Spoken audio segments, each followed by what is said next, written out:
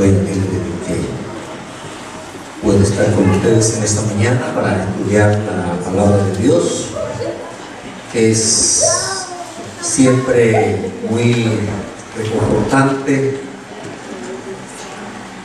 en la mañana de sábado mirar, ver, reunirnos con nuestros hermanos y juntos alabar y estudiar la palabra del Señor. Tengo aquí alguna imagen que quería mostrarles. Vamos a mirar si quería mostrarles aquí la imagen de un hombre que está haciéndose muy famoso. En realidad hay muchos hombres como este. En el pasado tuvimos a Adolfo Hitler como uno de los criminales más grandes que ha conocido la historia. Adolfo Hitler tenía organizado todo un sistema para acabar con todos los judíos. Aquí ustedes están mirando a la imagen de un hombre cuyo nombre es, ¿cómo se llama? Kim Jong-un.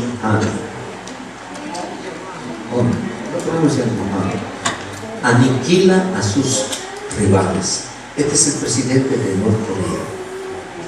Hace poco subió al poder después de la muerte repentina de su padre, y cuando el papá murió, el segundo hombre de Norcorea, que viene a ser el tío de este señor, es el que preparó para que el sobrino pues tomara el poder en Corea del Norte. Sin embargo, este señor que ustedes miran aquí en la pantalla ha sido ahora considerado como uno de los criminales más grandes que conoce en el tiempo moderno. Nadie hasta ahora ha podido entrar a Corea del Norte para tomar todas las evidencias, pero obviamente este señor hizo algunas cosas interesantes. El 40% de los jefes del régimen han sido destituidos desde su llegada. Hizo un cambio muy drástico, ¿no? Mandó fusilar a su novia y 11 artistas. Él tuvo una exnovia, ¿no?, con quien estuvo hace unos 12 años atrás, pero no tuvo compasión de su exnovia y mandó fusilarlos. Kim fue asesinado por no honrar lo suficiente a su padre, un general que no se arrodilló también, ¿no? Como que no le hizo todo el duelo, también lo mandó a matar. 80 personas asesinadas por leer la Biblia y ver la tele. Imagínense ustedes, hermanos, que en ese país está prohibido que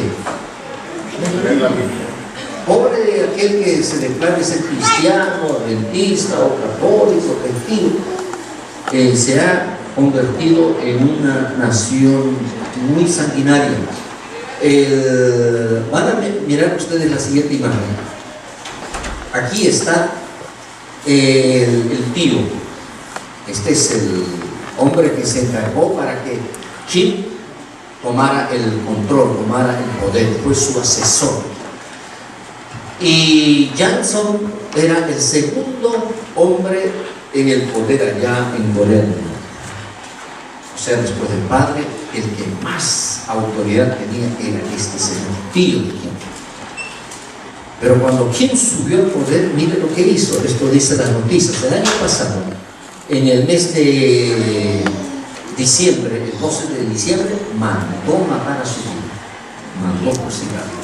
Algunos dicen no es que lo mandó fusilar, sino que lo arrojó a una jaula con 100 perros que los hizo hambrear durante una semana, y allí lo arrojó juntamente con 5 asesores que estaban al lado de él. ¿Por qué mandó matarlo? Porque al parecer este señor de alguna manera estaba intentando de tomar el control del poder. Entonces a quien no le gustó la idea, así que le hizo un juicio rápido y con tanta ira, tanta sería la ira, hermanos, que pues lo mandó fusilar o le entregó los cuerpos, no sabemos, la noticia no está confirmada. Así nosotros esta mañana vamos a mirar lo que es la ira del hombre y lo que es la ira de Dios. Obviamente, mis hermanos, diríamos nosotros, hay de aquel que caiga bajo la ira del hombre. Les pregunto, ¿ustedes tienen miedo a la ira del hombre o tenemos más miedo a la ira de Dios? ¿Cómo será la cosa? ¿A quién tener más temor? ¿A la ira del hombre o a la ira de Dios? A la ira del hombre, usted a la ira de Dios. Cuando San Pablo, cuando los cristianos, hermanos, eran tomados prisioneros del cristiano, eran entregados a la ira del emperador. ¿Y cómo los cristianos marcharon, hermanos, allí en el circo romano? ¿Cómo se entregaban ellos? ¿Con miedo al juicio, a la ira del emperador? ¿Entraron cómo, hermano? La historia dice que entraban cantando, entraban orando, no le tenían miedo a la ira de quién, a la ira de Dios. Cuando una persona tiene en su conciencia la paz y el perdón de Dios, Jesús dijo: no teman al que mata el cuerpo, tened miedo al que destruye el alma y el espíritu.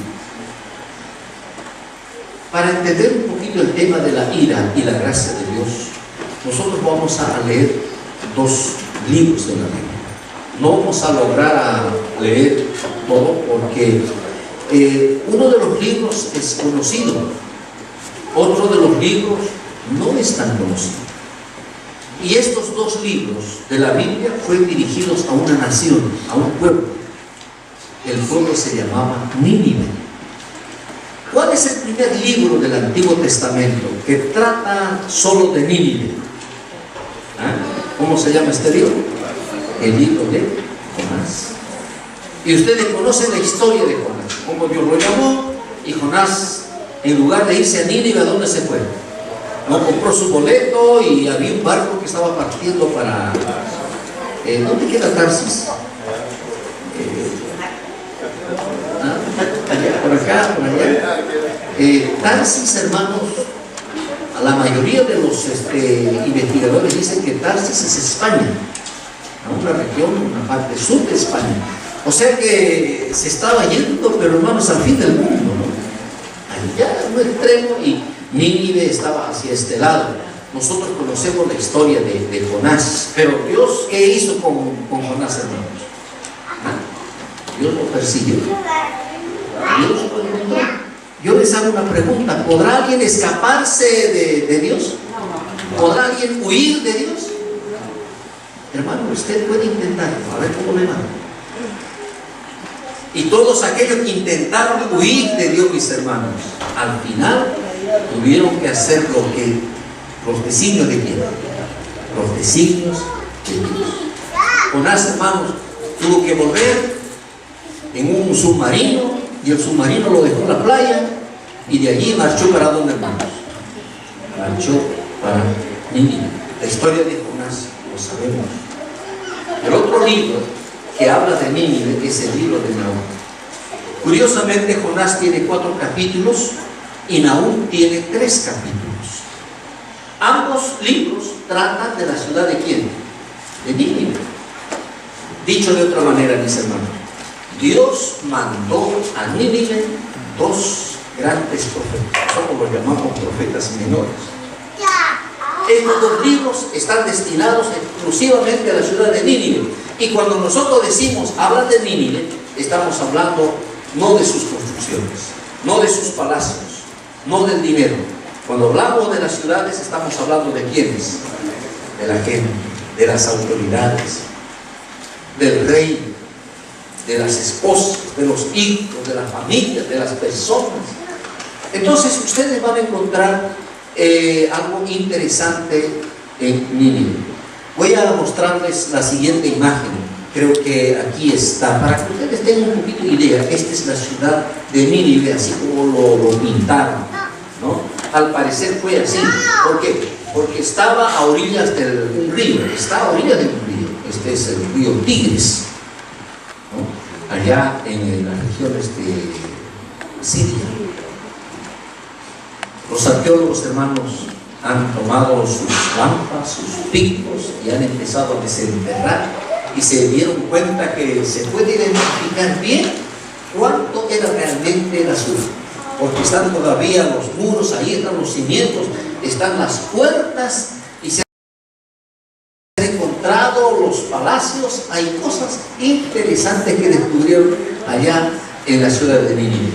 Por lo visto, mis hermanos, antes de que surgiera el imperio de Babilonia, los asirios eran los señores, los amos, los grandes, junto con Egipto. Así como los faraones estaban en su gloria, los asirios también estaban en la plenitud de su gobierno. ¿Qué más encontramos nosotros de Nínive? Era la capital, ¿verdad? Pero mis hermanos, miren ustedes en la siguiente imagen. Dios mandó 2 profetas a Nínive. Uno es Jonás y el otro es ¿qué? Nahum. Ustedes, como tarea, mis hermanos, después del sermón, cuando vayan a la casa o en la tardecita, en algún momento, lean el libro de Nahum, comparen con el libro de Jonás. Van a encontrar algo muy interesante. Yo les voy a dar un resumen solamente ahora en la mañana. Miren, entre Jonás y Nahum hay una diferencia de 100 años. ¿Está claro? O sea, primero mandó a Jonás. 100 años más tarde mandó ¿a quién? Mandó a Nahum. Y cuando Dios mandó a Nahum, Dios le mandó un mensaje a Nínive. Así como también tenía un mensaje que mandó a Nínive por medio de Jonás. ¿Cuál es el mensaje en el tiempo de Nahum? A Nahum se le llama el mensajero de la ira de Dios. Y a Jonás se le conoce como el mensajero de ¿qué? ¿Ah? El mensajero de la gracia de Dios. O sea, hermanos, Dios, cuando trata con las personas, cuando trata con los pueblos, primero presenta ¿qué cosa, mis hermanos? Presenta su gracia, presenta su amor, presenta su misericordia. Y Dios, mis hermanos, hace todo lo imposible. ¿Para qué, mis hermanos? Para que los hombres se conviertan. ¿Por qué? Porque Él no quiere que ninguno perezca. Hermano, ¿cuál es el carácter de Dios? ¿El carácter de Dios es solamente porque se enojó y va a destruir y va a matar? No, no es así. El carácter de Dios, todos sabemos, Dios es gracia. Dios es misericordioso. Nosotros, mis hermanos, no podemos comprender la magnitud del amor de Dios. No podemos entender la magnificencia, la grandeza de la misericordia. No podemos entender. Nosotros, los seres humanos, mis hermanos, no sabemos amar y no sabemos dar la gracia así como Dios nos ama. Pero si las personas, hermanos, desprecian la gracia de Dios, si los hombres desprecian la bondad, la misericordia, la gracia tiene sus límites. El amor de Dios tiene ¿qué cosa? Un límite. Y cuando el hombre llega al límite de la gracia y traspasa el amor y el perdón, entonces se pone ¿en qué terreno, mis hermanos? Se pone en el terreno de la ira. Ahora voy a hacer un pequeño comentario. En este tiempo, hermanos, escuchen bien. Decimos que estamos en el fin del tiempo, ¿verdad? ¿Sí o no? Y decimos que en el fin del tiempo se levantarán muchos falsos cristos. ¿Estamos de acuerdo? Muchos falsos profetas. ¿Estamos de acuerdo? ¿Cuál es el mensaje hoy de esos cristos y de sus falsos profetas hoy? que predican más? ¿Cuál es el centro, la esencia del mensaje de ellos? ¿Saben cuál es, hermanos? Se llama la gracia barata. Dicho de otra manera, hoy usted va a escuchar el mensaje que bombardean por todos los lados, por radio, por periódico, por folleto, por televisión, y dicen: no importa lo que tú hagas, no importa lo que tú seas, Dios te ama, Dios te quiere y te quiere como eres. Tú aceptas a Dios y tienes la vida eterna. No te preocupes por la ley, no te preocupes por el sábado, no te preocupes por los diezmos, porque eso no te salva. A ti solo te salva, ¿qué cosa? Gracias. El amor de Dios. ¿Crees en Dios? Amén. Y eres salvo. ¿Es así, hermanos? ¿Es así o no es así? No es así. ¿Cómo es la gracia de Dios? ¿Cómo es el amor de Dios? El amor de Dios va junto con la justicia de Dios. El día que Dios te ama y tú lo aceptas, la justicia de Dios se te es puesto como un manto. Y la justicia de Dios te dice a ti: vete y no peques más. Dicho de otra manera, si has creído en la gracia y en el amor de Dios, no desobedeces. No caigas otra vez en el pecado. Porque si tú juegas con el pecado otra vez, entonces te estás portando como Nínive. ¿Qué pasó con Nínive? Vamos a buscar en Nahum capítulo 3. Busquen capítulo 3 de Nahum.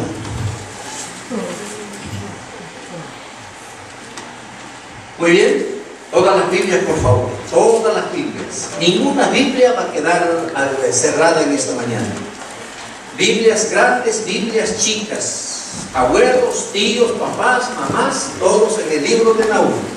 El que no tiene, pida al que tiene. El que tiene, comparta con el que no tiene. Nahum capítulo 3, y vamos a leer los versículos 1 en adelante.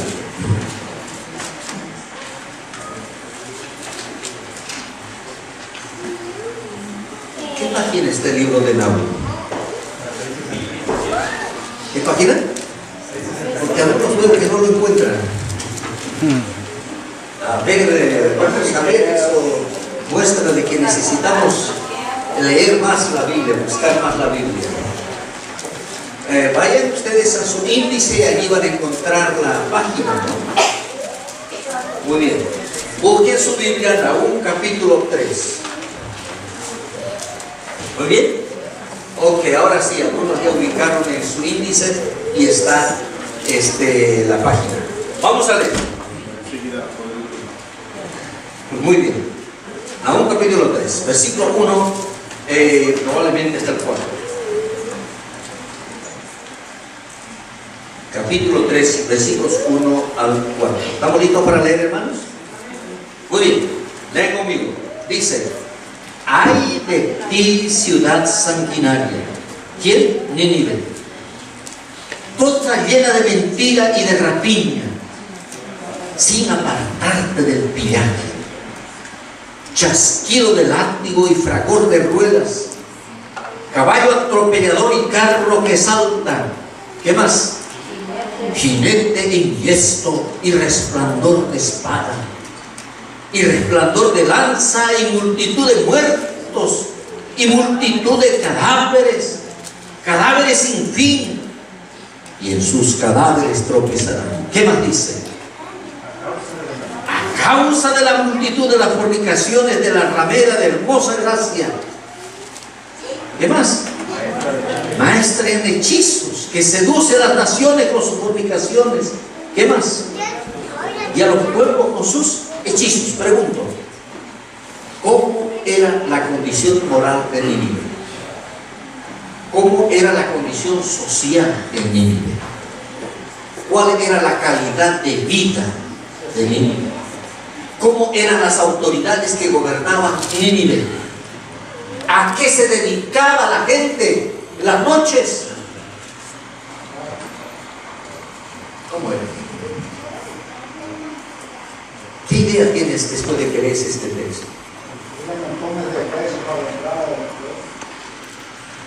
¿Qué piensas? ¿Sabe qué descubrieron los arqueólogos? Mientras excavaron, porque Nínive se encontró hace poco, por lo menos, creo que como 80 años atrás se descubrió Nínive. Eran solamente cerritos que vieron, y los arqueólogos decían, Nínive debe de estar a orillas del río Tigres, ¿no? Porque hay historiadores que narraron cómo era la ciudad de Nínive. Escribieron en los tiempos de aquellos, estamos hablando por alrededor del año como 610 por allí, antes de Cristo, ¿no? Miren las cosas que encontraron. ¿No ve que estos labraban en sus piedras, en sus paredes, imágenes? ¿Recuerdan? Como los egipcios, como los babilonios. En esas figuras descubrieron un montón de cabezas ahí, un montón de cabezas. En otras se encontraron cuerpos colgados, todos dibujados, labrados en piedra. La gente recuerda esto, hermanos. Cuando nosotros miramos las noticias, de pronto por allí escucho, ¿no?, que en una caja encontraron 12 cabezas. Aquí en algún país de Centroamérica. Y andan encontrando cada rato un montón de cabezas. Cosas comunes aquí. De pronto desaparece todo un camión, decimos, ¿verdad? Desapareció el camión. Otro día de pronto aparece colgado allí en los puentes de los freeways, cuerpos colgados. Ustedes probablemente han estado siguiendo las noticias de lo que estuvo pasando en Turquía. Hermano, Turquía en estas semanas pasadas ha sido una nación rayada en sangre, muerte, crueles. Si ustedes miran, hermano, leen a Nahum y luego piensan el tiempo que nosotros vivimos ahora, este mundo está lleno de crueldad. Si usted quiere hablar de fornicación, de adulterio, de mujeres, de fiestas, este mundo está, los pecados de este mundo traspasan la magnitud de lo que fue en aquellos días. Porque hoy ya la gente no busca la relación hombre-mujer. Hoy la situación moral es hombre con hombre, mujer con mujer. Y las estadísticas muestran de que más del 50% de la población mundial está de acuerdo de que esa debe ser la situación social. Y los gobernantes, los jueces, o los parlamentos, o los presidentes andan firmando cada rato, dando leyes de que esto es correcto. ¿Nos damos cuenta? Entonces Dios mandó un mensaje a Nahum. Por medio de Nahum mandó ¿a quién? A Nínive. ¿Cuál es el mensaje que Dios le mandó por medio de Nahum a Nínive? Vamos a leer en el capítulo 1 de Nahum.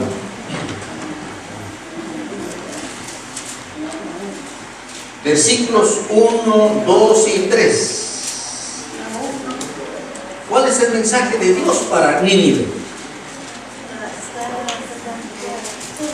¿Ya lo tienen? Pues lean conmigo, hermano, lean en voz alta. ¿Qué dice?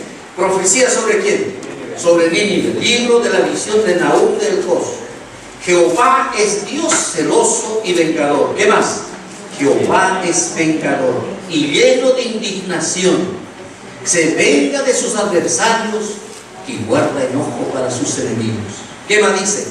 Jehová es tardo para la ira y grande en poder, y no tendrá por inocente al culpable. Jehová marcha en la tempestad y el torbellino, y las nubes son el polvo de sus pies. Versículo 6, saltemos. ¿Qué más dice? ¿Quién permanecerá delante de su ira? ¿Quién quedará en pie en el ardor de su enojo? Su ira se derrama como fuego, y por él se encienden las peñas. Jehová es bueno, fortalece en el día de la angustia y conoce a los que en él confían. Mas con inundación impetuosa consumirá a sus adversarios y tinieblas perseguirán a sus enemigos. Hermanos, Volvamos a lo que decíamos hace un momento. Dios es cierto, es grande en misericordia, es grande en amor, pero al mismo tiempo, así como es grande y todopoderoso en su misericordia, ciertamente Él, que dice la palabra de Dios, no dará por inocente. ¿A quién, hermano? No dará por inocente aquel que traspasa conociendo la ley de Dios, sus mandamientos, sus preceptos. Nosotros podemos decir, no, pero yo prefiero un Dios de amor y quiero olvidarme del otro. Olvídalo. No es así. Entonces, para que ustedes comprendan un poquito, tengo que leerles ahora el libro de Jonás.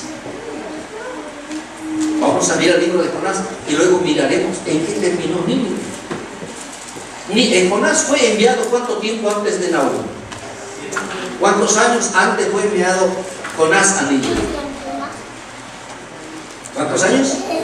100 años. 100 años antes Dios mandó otro profeta a Jonás. ¿Qué le dijo Dios a Jonás? Vamos a buscar el libro de Jonás.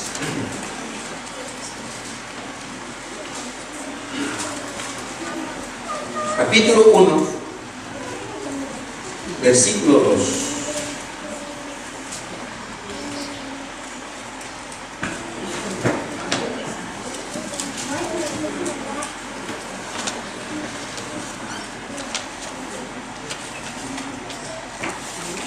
Está bien, vamos a leer solamente un texto y luego iremos al capítulo 2.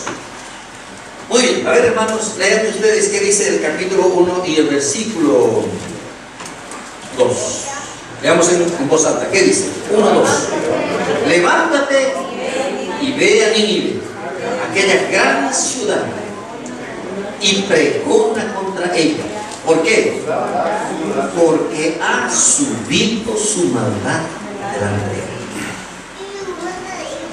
Ahora le voy a hacer la pregunta. Había subido la gran maldad de Nínive. ¿Cuál era la condición de Nínive en los días de Jonás? A ver, hermano, usted que es buen intérprete de la Biblia, ¿qué piensa? ¿Cómo era?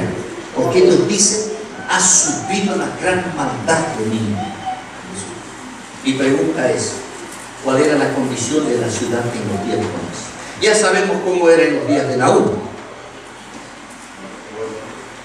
¿Qué piensan ustedes?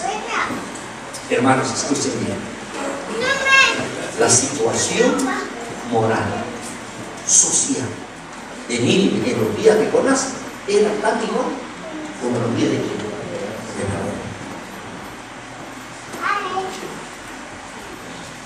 Entonces Dios le manda a Jonás y le dice a Jonás: ven, levántate, ve a Nínive, vaya a proclamar. Ahora usted está pensando, mis hermanos, en por qué Dios mandó a Jonás a Nínive. ¿Tiene alguna idea por qué Dios le mandaría a Jonás a Nínive? Hermanos, escuchen bien. El amor de Dios, la justicia de Dios, hace que Dios da oportunidad a los hombres a que le conozcan. ¿Es así o no es así? Miren, Dios en su infinita misericordia sería injusto que nos castigara, que nos enjuiciara, que nos diera con el látigo si nosotros no tuvimos que cosa, hermanos, la oportunidad de conocer. Y Dios tuvo misericordia de Nínive.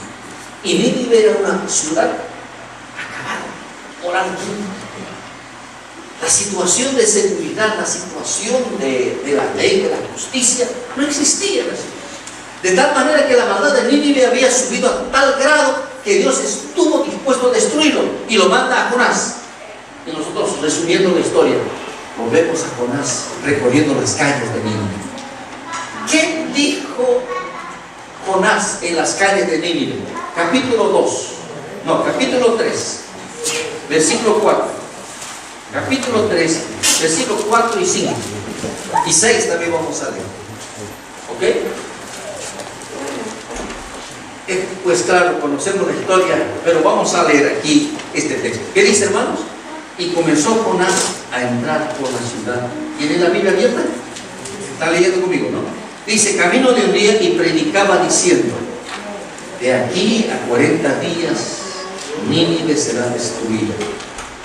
Y los hombres de Nínive creyeron a Dios. ¿Qué más hicieron? Proclamaron ayuno. ¿Qué más? Y se vistieron de silicio. ¿Quiénes? Desde el mayor hasta el menor. ¿Qué más? El versículo 6, ¿qué dice? Llegó la noticia hasta el rey de Nínive y se levantó de su silla, se despojó de su vestido. ¿Qué más?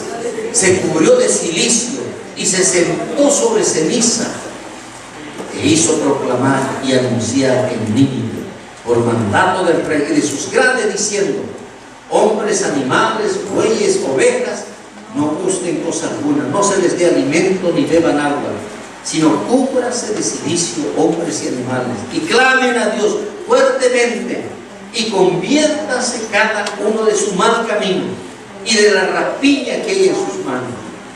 ¿Quién sabe si se volverá y se arrepentirá Dios y se apartará del ardor de su ira y no pereceremos? Y vio Dios lo que hicieron, que se convirtieron de su mal camino, y se arrepintió del mal que había dicho que les haría, y no lo hizo. Hermanos, uno de los textos extraordinarios, maravillosos que está en la Biblia es la conversión de ¿quiénes? De la gente de Nínive. Yo estoy pensando, hermanos, que cuando Jesús venga, muchos salvos se levantarán de dónde, hermanos? De Nínive. ¿Por qué, dice, hermano?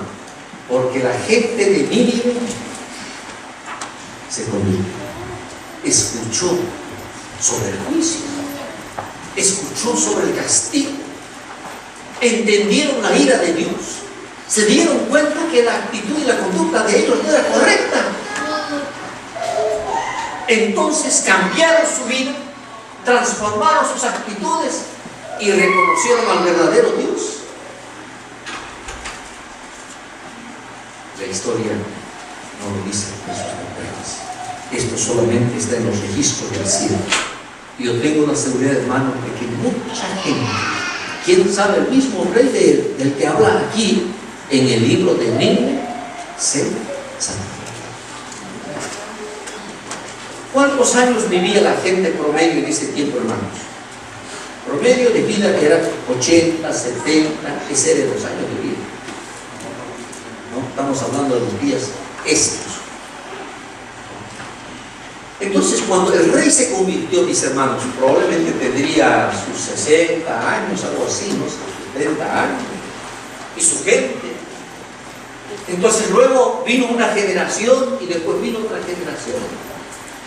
¿Qué pasó con la segunda generación de Nínive? 100 años después, otra vez volvieron a Nínive. Ahora piensen un poquito. Yo soy papá, tengo mis hijos, y si yo, que he conocido a Dios y no le enseño el camino a mi hijo, este hijo en la segunda generación, ¿qué va a hacer? Las mismas barrabasadas, ¿verdad? Entonces, pues, hermanos, resulta de que Nínive se convirtió. Hubo ayuno, hasta los animales ayunaron, hasta los becerros, las ovejitas, los bueyes, las vacas, desde el rey hasta quienes, todo el mundo. ¿Cuántos días ayunaron? No sabemos, pero Dios escuchó, oyó, miró la conversión. Por eso a Jonás se le llama el profeta de la gracia de quién. Escuchen, hermanos, así es el amor de Dios.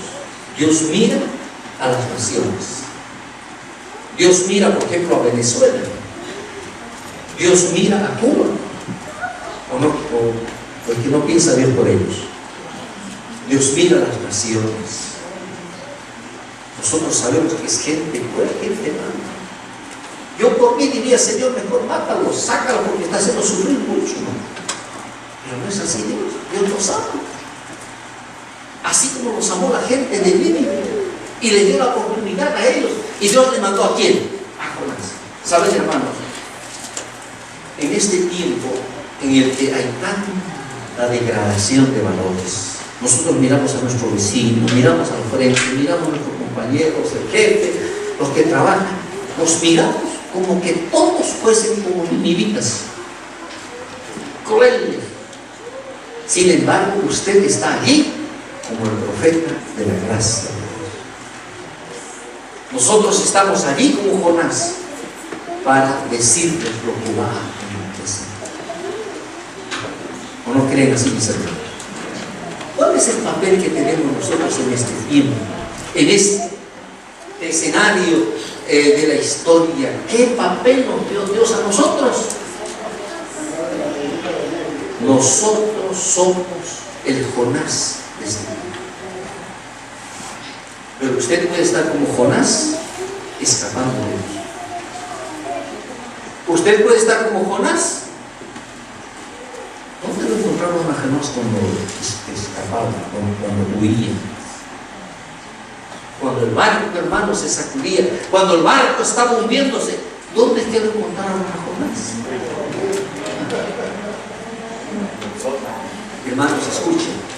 Esta puede ser la condición de muchos de nosotros en el tiempo cuando las naciones viven, ¿cómo diremos?, la mayor degradación. Y Dios nos envía a nosotros, no para ellos. Y esto puede ser un vecino, puede ser un pariente, puede ser un hermano, cuando nosotros debemos de acercarnos, no estar huyendo, no estar escapando. Y sabe el problema de nosotros, pues que tenemos miedo. Nos acobardamos, como que no queremos hablar, nos escondemos y nos ponemos bien abajo. Y saben, hermanos, allí abajo empezamos a roncar y nos hacemos insensibles a lo que está pasando ahora. ¿Cuáles fueron los dos grandes problemas que tuvo Jonás? Que lo llevó al fracaso como un hijo de Dios, como profeta. ¿Qué dos cosas tristes se ve en la vida de Jonás? Uno, vayan aquí al libro de Jonás. Está en el versículo, dice en el versículo 6. No, versículo 5, ¿no? Versículo 5, versículo 6. Lean. Y los marineros tuvieron miedo, cada uno clamaba a su Dios. Y echaron al mar los enseres que había en la nave para descargarla de ellos. Pero Jonás había bajado al interior de la nave y se había echado ¿a qué? A dormir. Lean el versículo 6. Y el patrón de la nave se le acercó y le dijo: ¿qué tienes, dormilón? Levántate. ¿Qué más le dijo? Clama a tu Dios, quizá Él tendrá compasión de nosotros y no pereceremos. Mi pregunta era: ¿cuál es el primer problema que tenemos los hombres? Que tenemos un trabajo, una misión. ¿Cuál es el mayor problema que tenemos los hombres? Dejamos de orar cuando todo el mundo ora. El barco estaba en crisis. Arrojaban sus maletas, toda la carga, los metales. La tormenta arreciaba, el viento soplaba, los rayos, los relámpagos. Era una crisis. ¿Qué hacía la gente? Dicen los tripulantes. Cada uno oraba y clamaba a su Dios. Y los dioses a quienes ellos clamaban no era el Dios verdadero. No era el Dios real, el Dios que contesta. Era el falso Dios. Pero la gente oraba. ¿Saben, hermanos? Ustedes miran un poquito nuestro alrededor. ¿Cuánta gente sincera hace peregrinaciones? ¿Cuánta gente sincera, mis hermanos, tiene sus estatuas? Hace poco yo fui donde mi peluquera, ¿no? Y no encontré a mi peluquera, era otra persona.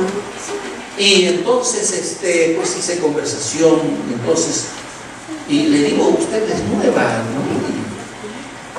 Y me va a cortar por primera vez y lo quiero de esta manera. No se preocupe, me dice, yo ya sé cómo le queda el corte, ¿no?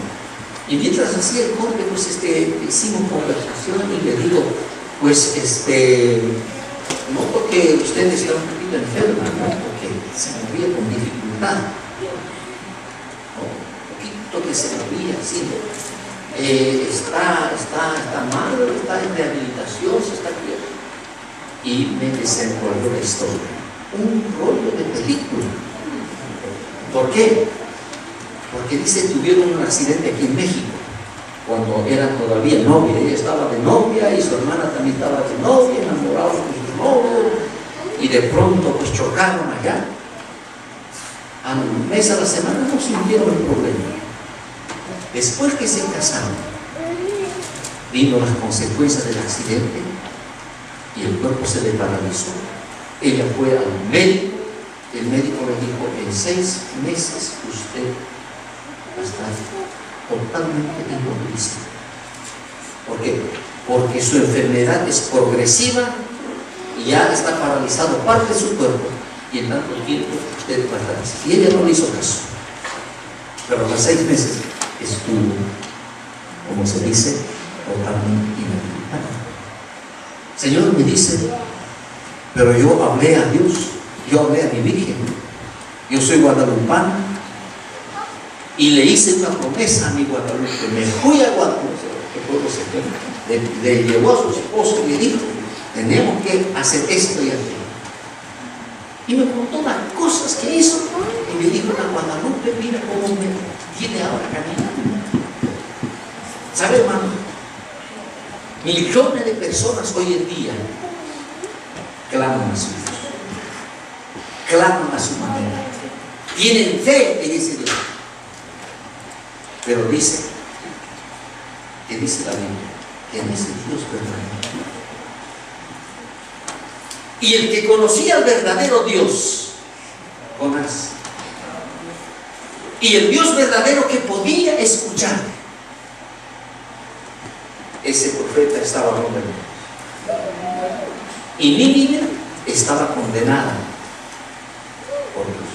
Y Dios lo buscaba a Jonás para que fuese el profeta de la gracia, el profeta que le diera la oportunidad. Y ese profeta estaba muerto. ¿Qué será de nosotros, hermanos, si como creyentes dejamos de creer? ¿Qué va a ser de nosotros, hermanos, si como hijos de Dios dejamos de estudiar la Biblia? ¿Qué va a pasar con nosotros, hermanos, si no analizamos bien lo que dice punto por punto la palabra de Dios? Por nosotros mismos.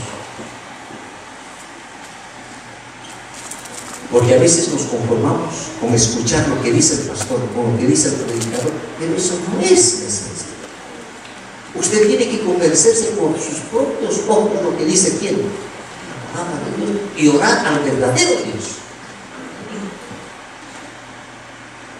Y este es el problema que nosotros tenemos como iglesia a nivel mundial.